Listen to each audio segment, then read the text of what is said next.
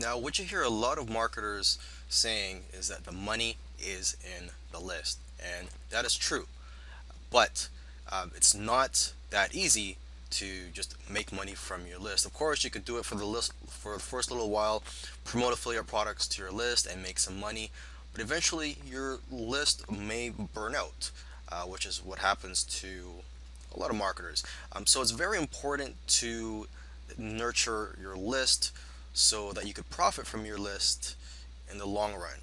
All right. So when people opt into your list, um, you have a squeeze page. I'm sure you should know that by now if you're familiar with email marketing. Is when you build a list, you have a squeeze page. Of course, there are other ways to build a list without a squeeze page, but I'm not going to get into that right now.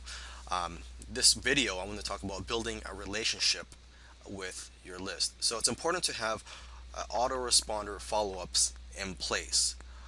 And basically, what you do is if you have GetResponse or Aweber or any other list management email marketing softwares, is that you would set up an autoresponder where you have these automated emails sent to your subscribers when they opt in. So the first email could be a thank you for subscribing. Here's a link to your free gift. A second email could be a content email providing some good tips.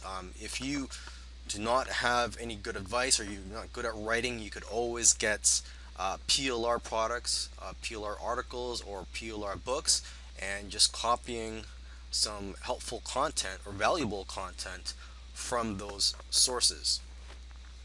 Okay, so generally you'd want to have anywhere between 1 and 7 follow-ups. Okay, and somewhere if you have 7 or 10 follow-up emails, in between those you could put in some promotional emails as well. Okay, but it's very important that you're building a relationship with your list and that you're letting them know that hey, you're not here just to sell them something, that you're also here to help them with whatever it is they signed up for.